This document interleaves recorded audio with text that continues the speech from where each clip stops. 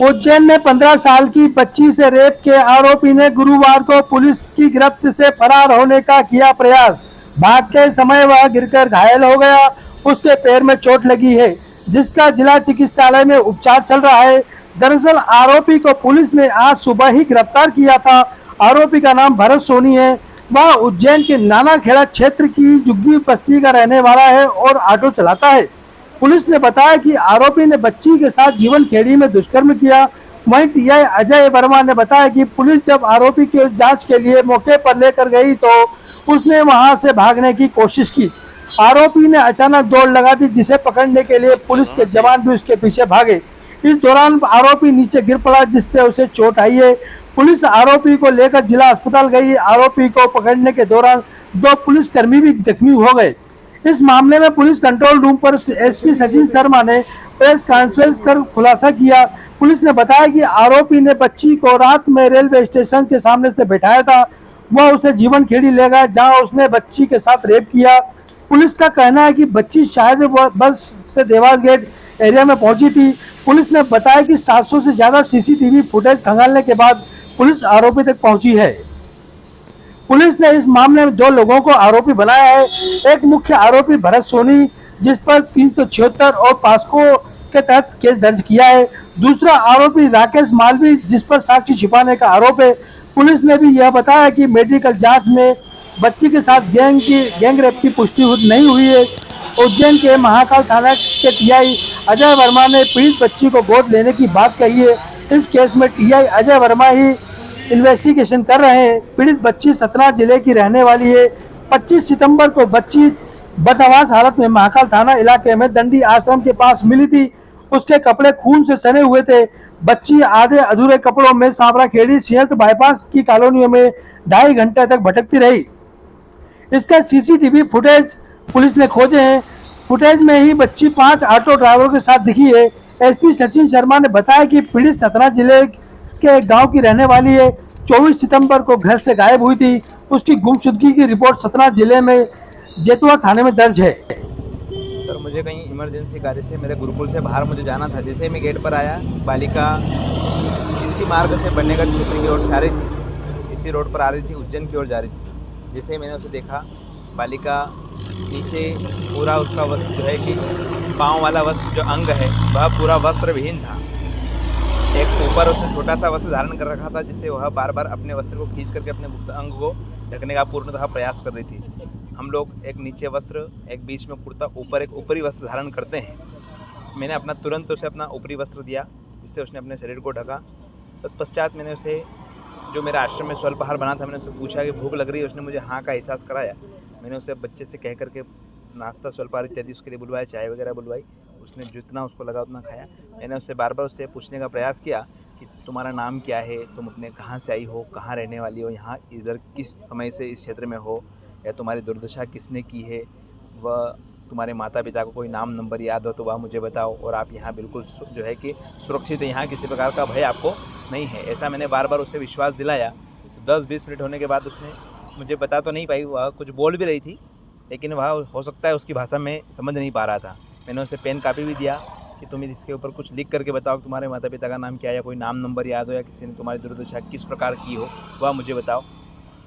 मैंने जब वह कुछ नहीं बता पाई, मैंने जैसे ही मेरे पास को 5 से 10 मिनट हुए, मैंने तुरंत 100 नंबर पर डायल किया। 2 से 3 बार मेरा कॉल कट किया गया। तत्पश्चात फिर हम लोगों के यहाँ कुछ प्रशासनिक लोग हमारे महाकाल में हैं, वहाँ उन लोगों को मैंने कॉल किया। उन लोगों ने वापस महाकाल थाने के नंबर दिए। महाकाल थाने में मैंने कंप्लेन दर्ज करवाई। पुनः 100 नंबर फिर दर्ज करवाई। ऐसे 3 बार मैंने कंप्लेन दर्ज करवाई। पुलिस की गाड़ी आई, मैंने उसे हवाले किया कि वह किसी सुरक्षित हाथों में चला जाए। मुझे कहीं इमरजेंसी मीटिंग में मुझे जाना था, लेकिन अपने सारे कार्यों को मैंने स्थगित करके भाई बालिका मेरे नज़र के सामने सुरक्षित हाथों में चले जाना चाहिए, इस भावना से मैंने वहाँ उसे पुलिस के हवाले किया। आपका पूरा नाम? मेरा नाम है पूरा आचार्य राहुल शर्मा। जिले में 25 तारीख को महाकाल थाना अंतर्गत एक सूचना प्राप्त हुई थी कि एक बच्ची आश्रम के पास है। यहाँ तुरंत पुलिस और एफएसएल की टीम्स पहुंची, घटनास्थल को सुरक्षित किया। इसके बाद पुलिस को प्राथमिक उपचार के लिए अस्पताल लेके जाया गया, जहाँ बच्ची थोड़ी सी असहज होने के कारण विवेचना में सहयोग नहीं कर रही थी। एक काउंसलर को बुला के बच्ची को थोड़ा सहज किया गया। उसके बाद जब मेडिकल इन्वेस्टिगेशन हुआ, उसमें जो तथ्य सामने आए उसके कारण हम लोगों ने इसमें 376 IPC और पॉस्को एक्ट की धाराओं में हम लोगों ने कायमी की।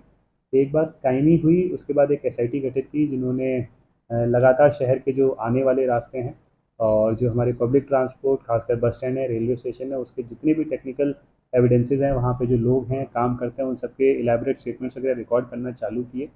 इस इन्वेस्टिगेशन के दौरान हमको एक ऑटो मिला जिसमें बच्ची बैठी हुई दिखी और ख़ासकर जब इसमें पूछताछ हुई तो ब्लड स्टेन्स वगैरह ऑटो की बैक सीट में वो पाए गए। इसके अलावा एक काफ़ी समय जो पूछताछ में आया, उसने जो विक्टिम है उसके साथ बिताया। दो चीज़ें और निकल के आई कि बच्ची की जो गुमशुदगी है 363 की कायमी है, वो सतना ज़िले में 24 तारीख को हुई थी। सतना से उज्जैन की जो दूरी है लगभग 12 से 14 घंटे का ट्रैवल टाइम है, तो वहाँ से वो चल के उज्जैन पहुँची है और यहीं जो 6-8 घंटे का टाइम लैग है पहुँचने का, घटना का, वो उसको हम लोग अवलोकन करते रहे। इस दौरान हमें 2 और ऑटो चालक मिले जिससे वो कहीं ना कहीं संपर्क में आएगा और 2 लोग ऐसे मिले जो सार्वजनिक स्थल पर उससे बात करते हुए पाए गए।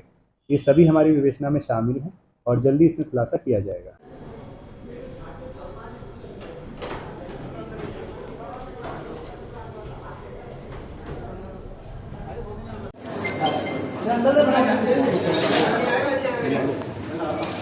ऑटो और सर्जन को भी बुला लेना है ना, दोनों को बुलाना, बोलना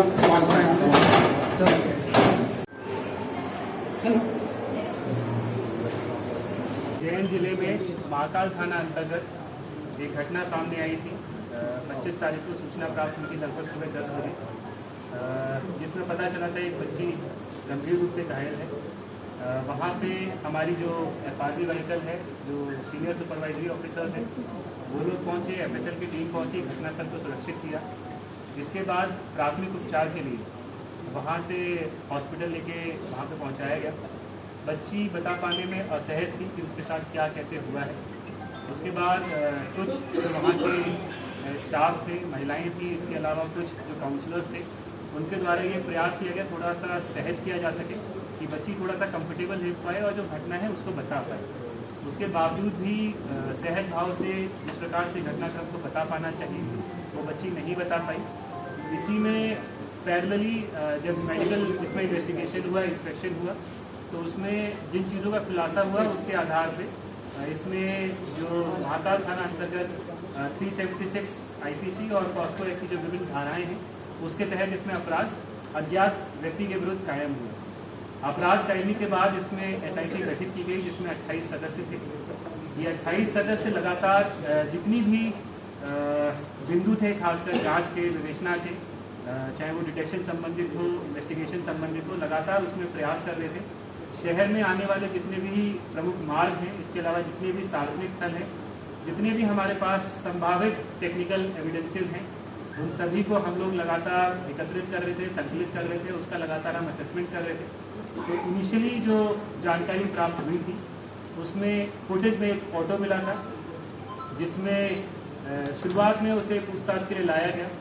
तो पहले भी जैसे बताया गया था उस ऑटो के अंदर ब्लड स्टेन्स वगैरह मिले थे और उससे जब लगातार पूछताछ की गई तो उसने ये बताया कि कुछ समय तक वो कहीं ना कहीं जो हमारी विक्टिम है उसके साथ वो रहा है। और उसके बाद जो हमारी विवेचना हुई उसमें 3 प्रमुख तौर पर बिंदु निकल के आए। इसमें पहली चीज़ जो निकल के आई कि बच्ची कहाँ की है, तो सतना जिले में एक FIR हुई थी 363 की। प्राइमरीली अगर देखा जाए कभी भी कहीं कोई इस प्रकार का घटनाक्रम होता है तो देश भर में मैसेज एक फ्लैश किया जाता है और मीडिया के माध्यम से भी, क्योंकि मुझे लगता है सभी जगह ये जानकारी चली गई थी कि कहीं ना कहीं इस प्रकार का कोई घटनाक्रम हुआ है। तो सतना से जब कम्युनिकेशन हम लोगों को इस चीज़ का प्राप्त हुआ कि जो बच्ची जो अभी तक प्रॉपरली शायद अपना नाम शायद बता रही है, ठीक बता रही है, नहीं बता रही है, बहुत ज़्यादा वेरीफाइड और कंफर्म नहीं था। एक बार सतना से जब हम ये जानकारी प्राप्त होगी तो हम ये असर्टन कर पाए, कंफर्म कर पाए, वेरीफाई कर पाए कि जो बच्ची है सतना की है। वहाँ की जो घटना दिनांक है वो 24 तारीख है। हमारे यहाँ पे जो अपराध हुआ है, जो घटित हुआ है, वो 25 तारीख है। यहाँ पे जितने भी लोग हैं मुझे लगता है ये सभी को आइडिया है कि जो ट्रैवल टाइम है सतना से लेकर यहाँ तक का, अगर आप नॉन स्टॉप भी चले तो शायद 10-11 घंटे और अगर थोड़ा रुक के चले तो लगभग 13-14 घंटे। अभी तक की हमारी जो विवेचना थी प्रमुख तौर पे, क्योंकि इतना क्लियर हो गया था कि 24 को बच्ची सतना में थी, 25 को वो उज्जैन में आ चुकी थी। तो प्राइमरीली इस जानकारी के बाद हमारी जितनी भी फोकस इन्वेस्टिगेशन का था वो कहीं ना कहीं उज्जैन में जो घटनाक्रम था उनको लेके था। कड़ी से कड़ी जुड़ाई गई जो परिस्थिति जब साक्ष्य हम लोगों के पास थे, जो साइंटिफिक एविडेंसेस कलेक्ट किए, टेक्निकल एविडेंसेस कलेक्ट किए, जो मेडिकल एविडेंसेस हम लोगों ने कलेक्ट किए, उसके बेसिस पे हम ये तय कर पाए कि जो लगभग घटना का समय है वो लगभग 3 से 6 के बीच का है, जहाँ पे संभावित इस घटना को अंजाम दिया गया।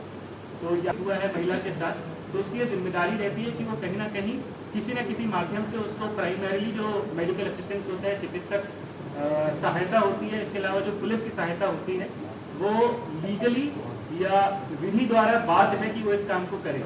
तो इसमें भी जो लास्ट हमारा जो व्यक्ति था जिसको हमने किया था, इसमें नॉन रिपोर्टिंग के लिए एक व्यक्ति को बुक किया गया, एक जिसने इस घटना को कारित किया है उस पर 376 और पॉस्को एक्ट के तहत इसमें कार्रवाई की जाएगी।